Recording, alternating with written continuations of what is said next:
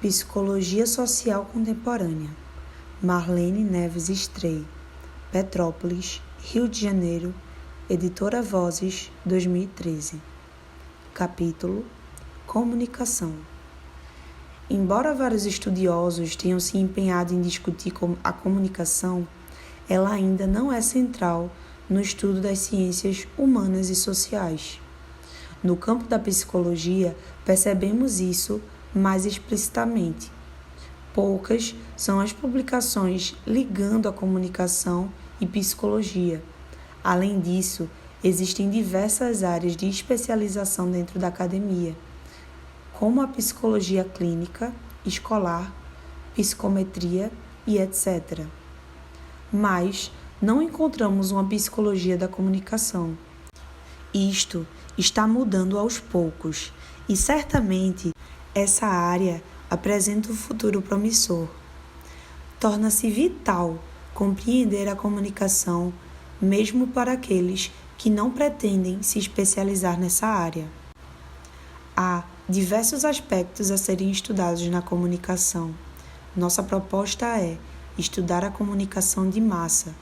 Para tal, nos deteremos nas maneiras pelas quais o desenvolvimento e as práticas ligadas aos meios de comunicação de massa podem afetar o modo como as pessoas agem e se relacionam entre si.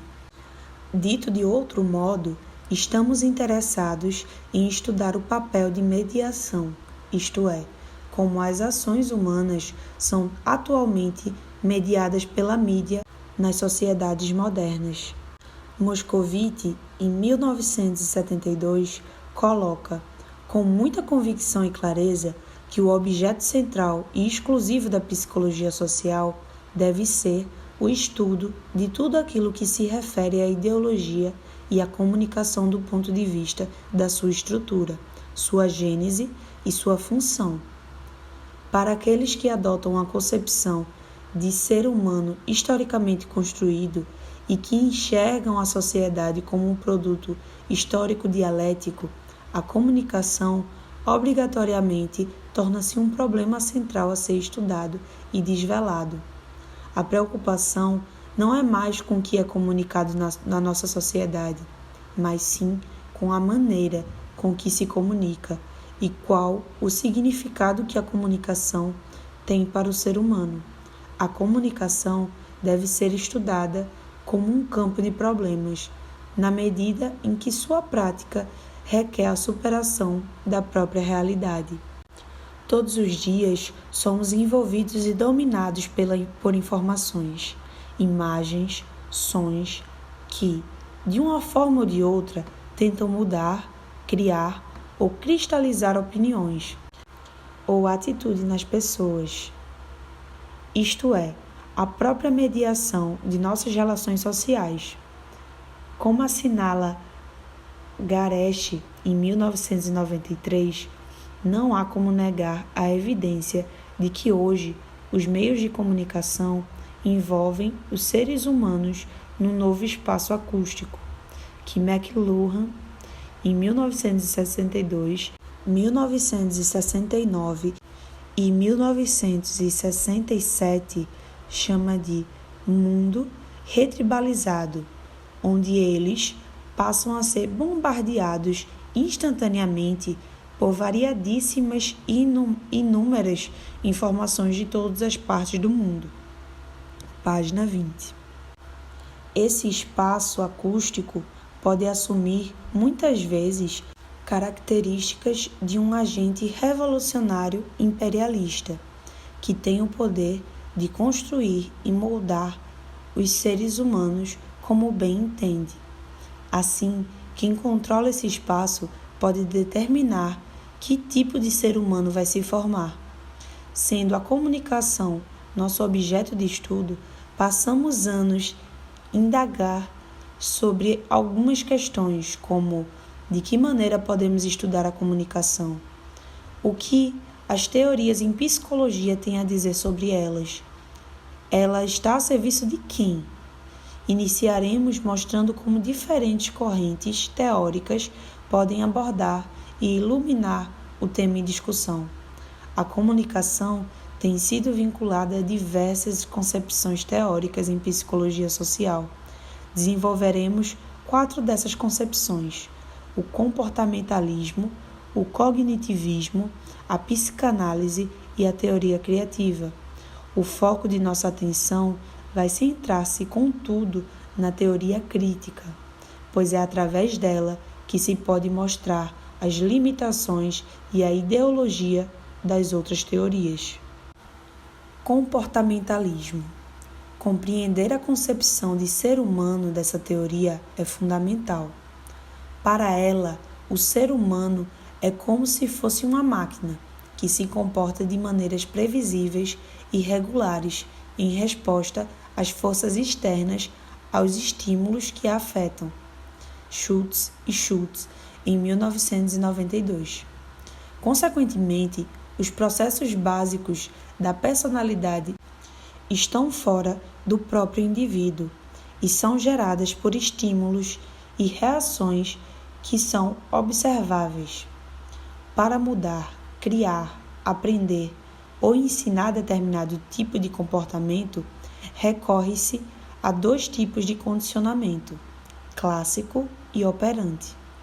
O primeiro envolve o comportamento reflexo, onde o organismo responde automaticamente a um estímulo.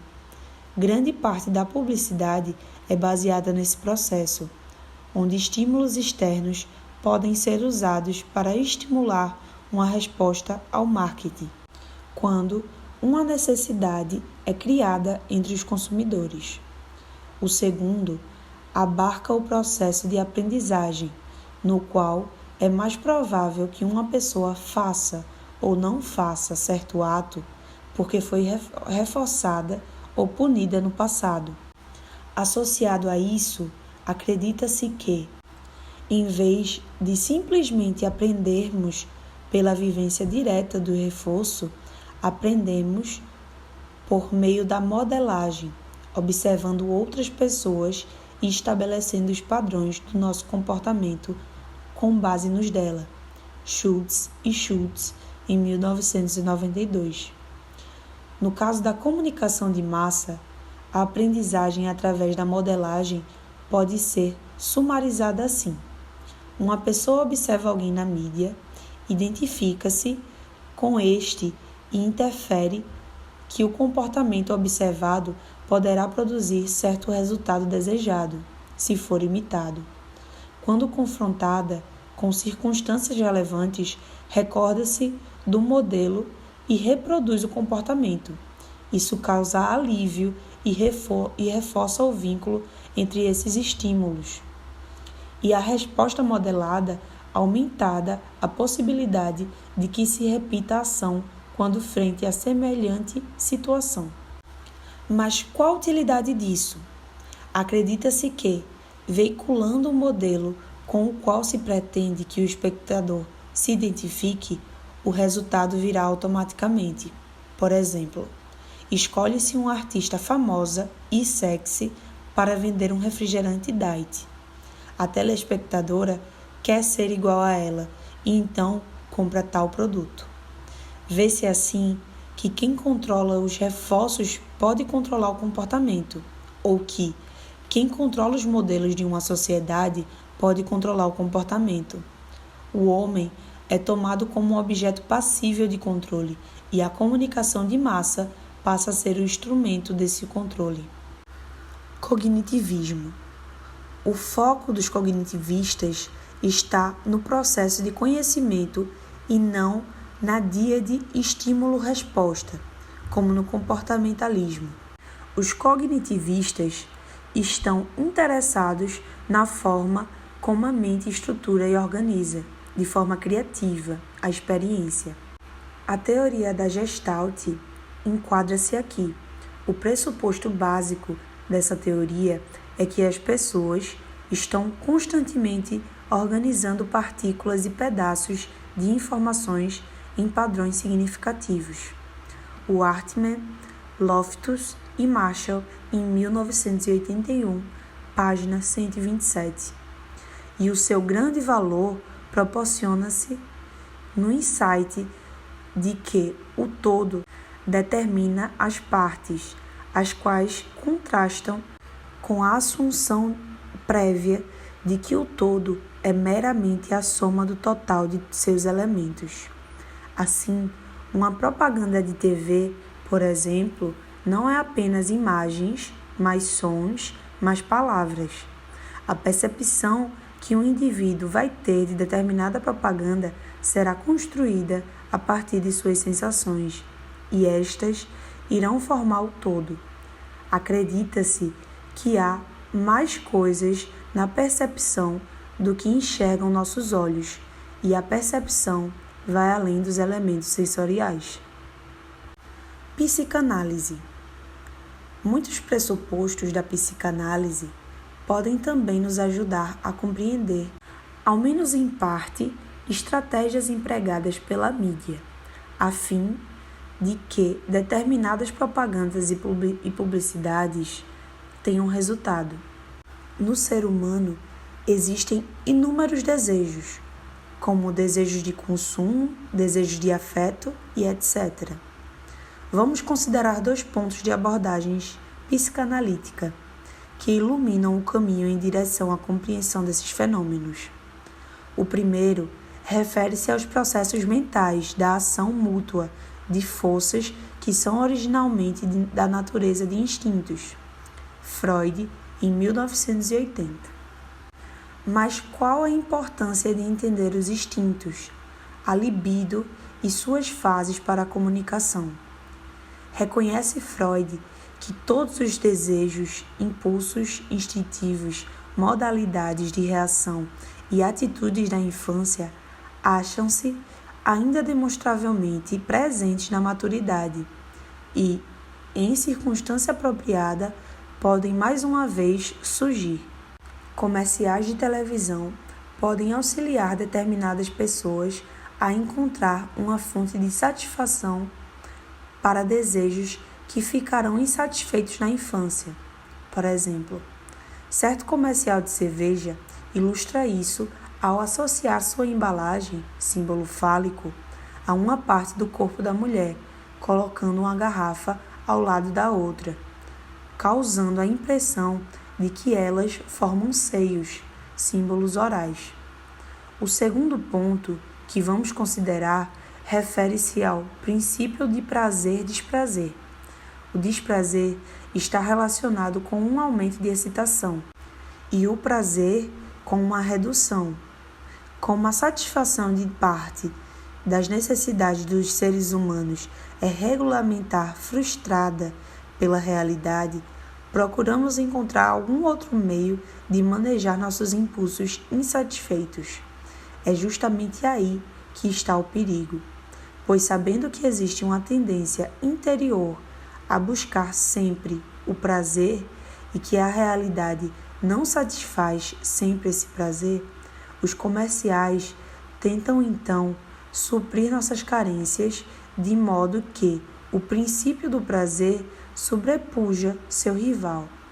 Então, comerciais que excitam busca de prazeres que são difíceis de ser conquistados podem acarretar consequências negativas para os próprios seres humanos. A psicanálise poderá ajudar, certamente, a compreender alguns mecanismos psicológicos que se dão no interior da pessoa, controlados, em geral, por forças inconscientes. Não dá conta, entretanto, de explicar todo o mecanismo social e suas implicações. Teoria crítica. Enquanto que o comportamentalismo, o cognitivismo e a psicanálise se preocupam mais com o indivíduo, explicando apenas parte do caminho, os teóricos críticos, ao repensarem o ser humano a partir dos aspectos ideológicos e culturais da sociedade, explicam outros fenômenos dos quais as teorias anteriores não podem dar conta. Diferentemente das outras teorias, a teoria crítica, já de início, se preocupou em estudar a comunicação. Há mais escolas que adotam um referencial crítico. Contudo, a mais importante que é chamada inclusive de teoria crítica, é a escola de Frankfurt. Esta sempre esteve interessada na investigação da problemática da comunicação. Segundo Goresh, em 1993, os principais teóricos dessa escola partiram da constatação da não realização de um processo marxista que afirmava: estando maduras as contradições presentes nas relações de produção, a transformação da sociedade aconteceria automaticamente. Para os frankfurtianos, essas contradições já estavam profundas em diversas formações sociais, mas a dominação continuava sempre mais acentuada. Percebem que havia outra variável que influenciava a realidade da dominação nessas sociedades: a ideologia. Para eles, a crítica radical da sociedade e a crítica da ideologia são inseparáveis, e essa crítica não é moralizante. A ideologia está aí para ser questionada e analisada, não por ser repugnante ou imoral, mas por ser falsa, por ser ilusão. A crítica feita pelos frankfurtianos ao marxismo ortodoxo é dupla. Número 1. A infraestrutura econômica deixa de ser o centro da análise social, ampliando-se para todas as esferas da sociedade.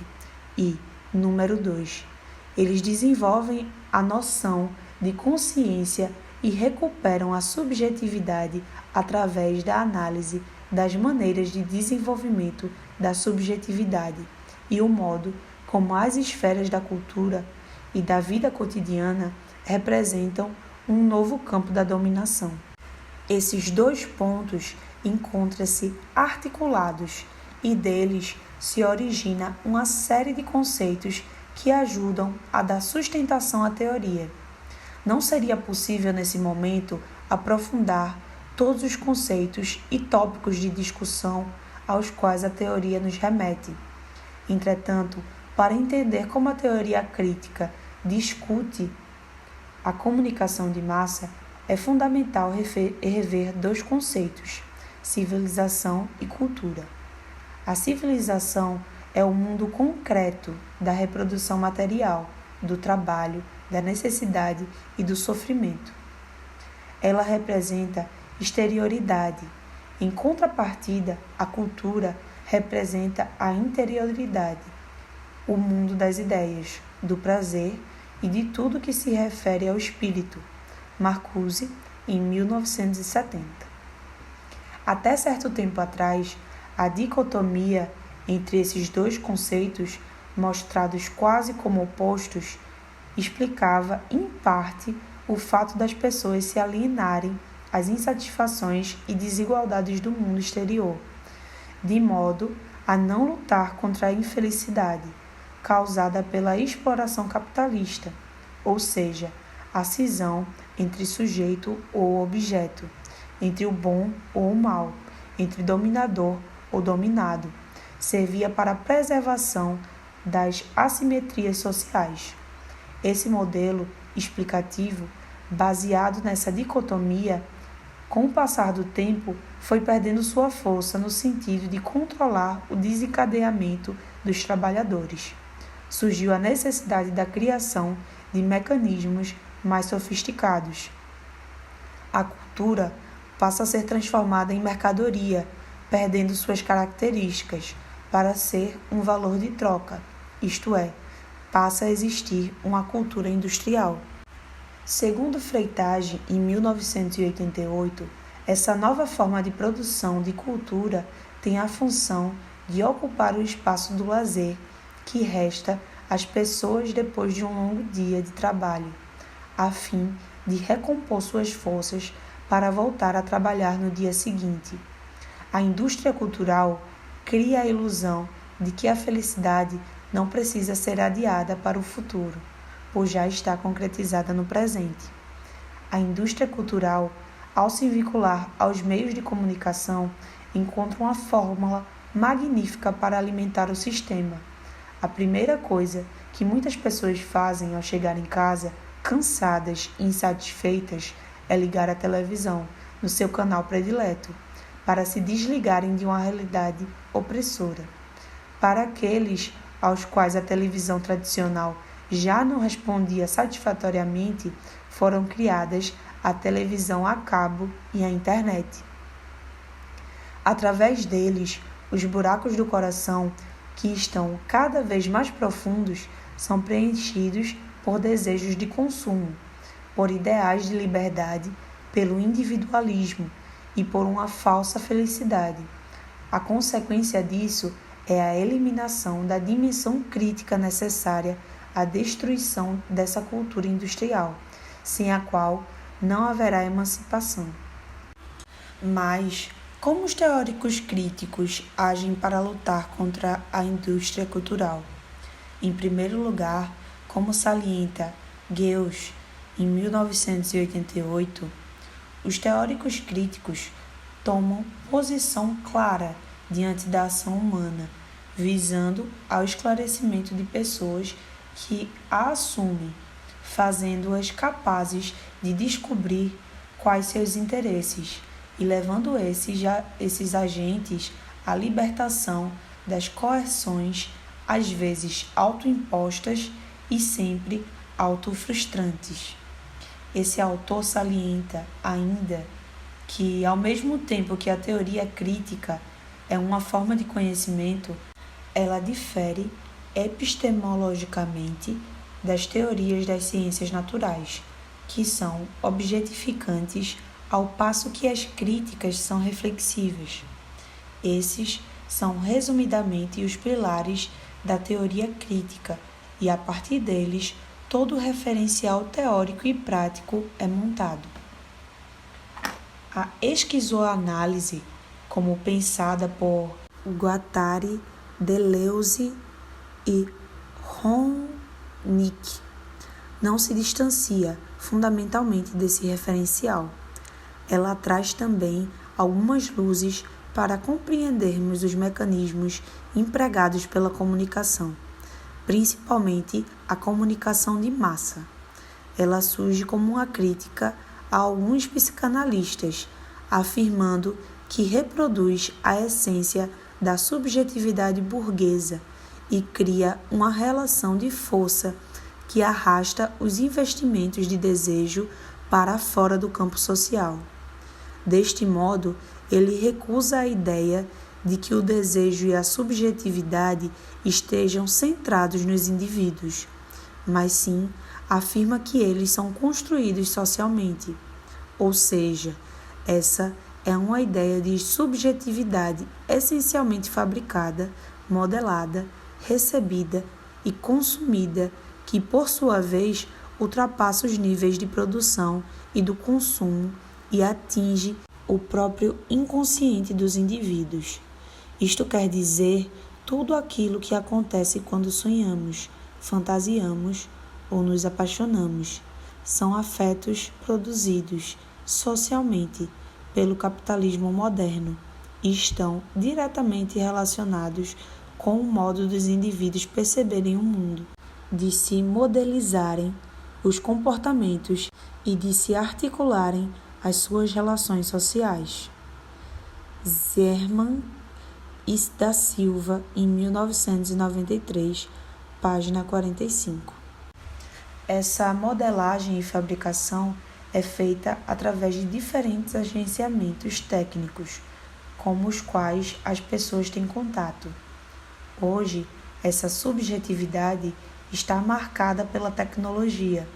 Essa ideia de produção da subjetividade, de desejos, é um ponto de partida para entendermos melhor as contribuições da esquizoanálise para a comunicação.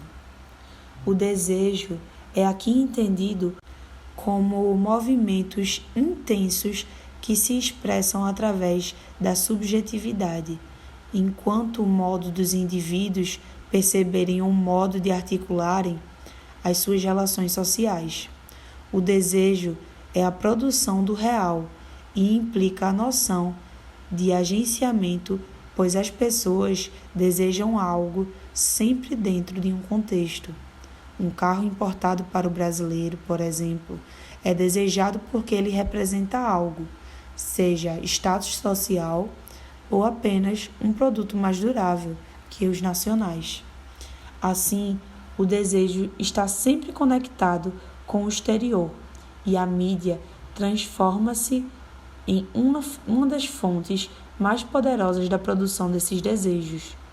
Ela cria o desejo de possuirmos carros cada vez mais velozes, cria a necessidade de um corpo dietético e etc. Desse modo, os meios de comunicação falam ao sujeito brasileiro criando uma massa desenraizada produtiva, que chamamos de indivíduo, e mantém o sistema hierarquizante das relações.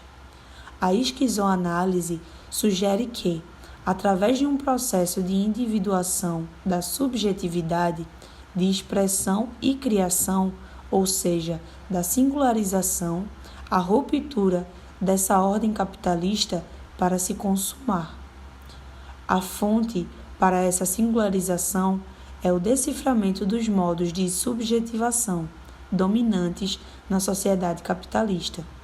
A releitura da situação, a crítica a todas as formas de reducionismo que levam ao empobrecimento dos movimentos do desejo. Embora Guattari, em 1988, afirme que faça-o poderia ser a palavra de ordem da esquizoanálise, acreditamos que, dentro da teoria crítica, é John B. Thompson, em 1995, que nos brinda com uma abordagem que é iluminada por fundamentos de ordem prática.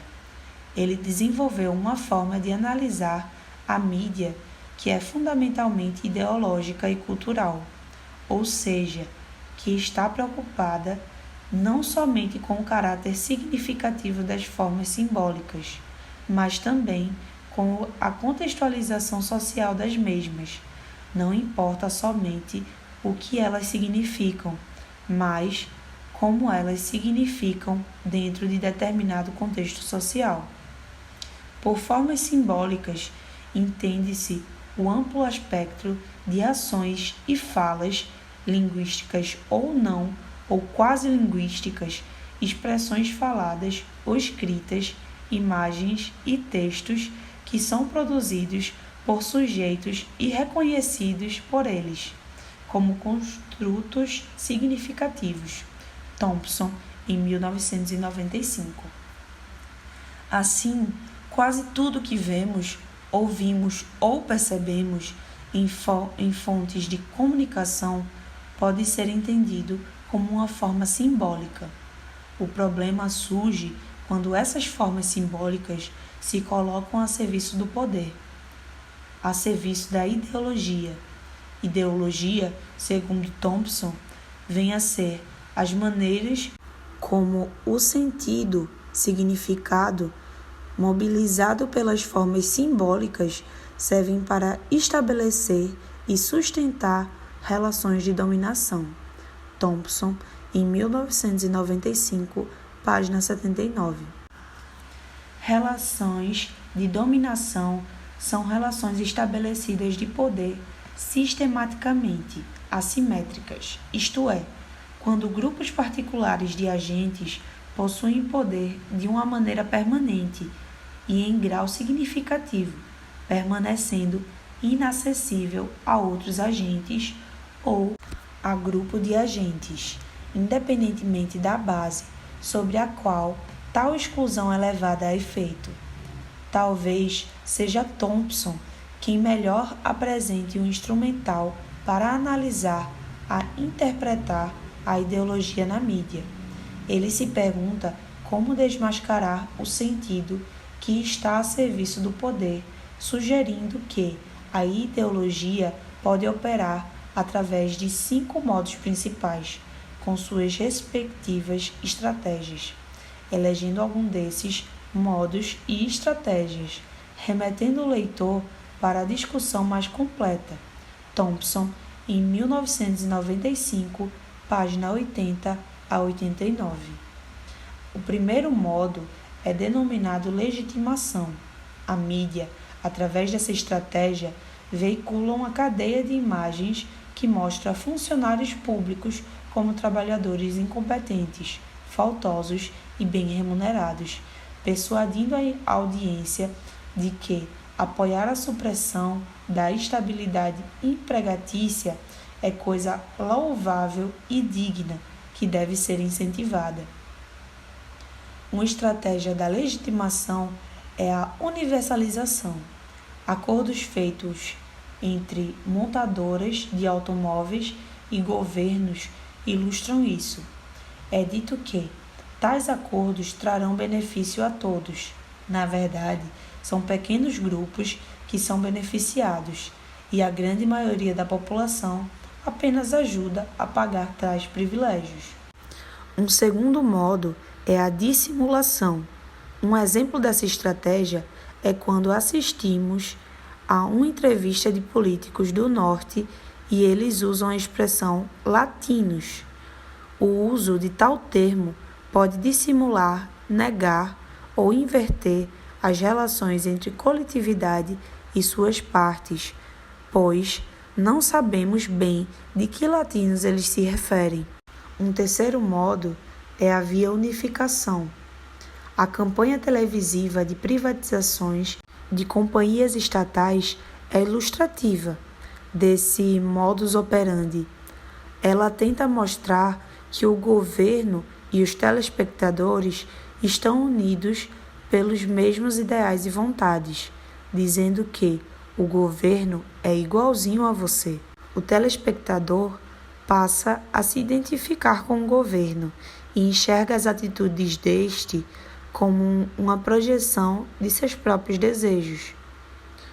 Um quarto modo de operação da ideologia é a fragmentação, a apresentação de movimentos populares de trabalhadores na mídia.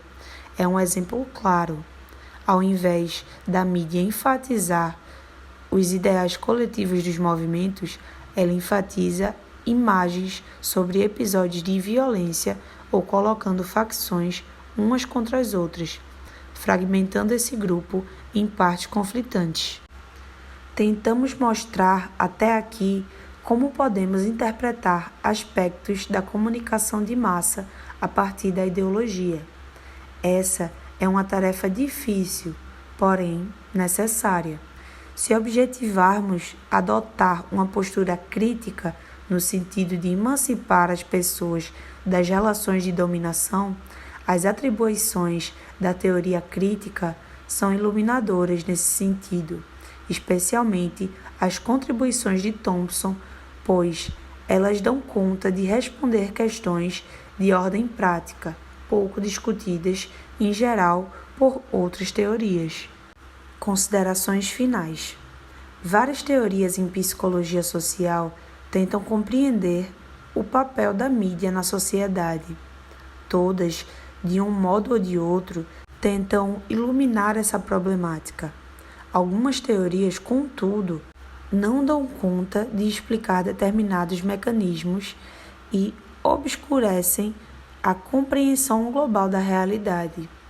Elas explicam algo, mas ficam no meio do caminho.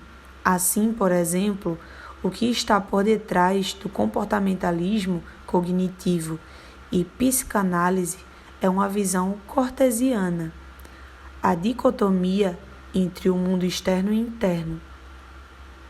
Cada abordagem tem sua maneira específica de explicar e lidar com essa dicotomia. Tanto os comportamentalistas quanto os cognitivistas partem da concepção de que existem seres humanos que podem saber o que é melhor para a humanidade e, portanto, são dignos de controlar e construir desejos nas pessoas. Muitas vezes, mesmo de forma não proposital, os pressupostos dessas três teorias podem ser usadas para um fim comum: manipular pessoas. Consequentemente, os postulados e princípios dessas correntes podem orientar pessoas e instituições no sentido da manipulação e construção de meios que reforcem as relações de dominação. A teoria crítica tenta romper com essa visão cartesiana. O ser humano é compreendido sob a ótica processual, onde a pessoa e a sociedade são tomadas como realidades históricas, contraditórias, em um processo contínuo de construção e transformação. A realidade é entendida como socialmente construída. Podemos ver, assim, que a teoria crítica nos proporciona um referencial teórico e prático mais amplo e adequado para o estudo da comunicação. Ela tem o compromisso básico de denunciar relações assimétricas e de lutar pela libertação de qualquer forma de relação de dominação, através do desafio à realidade, do questionamento, da crítica e da luta contra o controle e a manipulação. Ela possui, assim, uma dimensão emancipatória. A teoria crítica, em seus postulados teóricos e práticos, dá garantia para que não se engane todo um povo ou algumas pessoas o tempo todo. Guareschi, em 1996, página 103. Para que a emancipação ocorra, é importante que as pessoas se reúnam para discutir criticamente comunicação que é veiculada, tendo consciência da possibilidade de mudança e de seus direitos a uma comunicação ativa e não apenas passiva.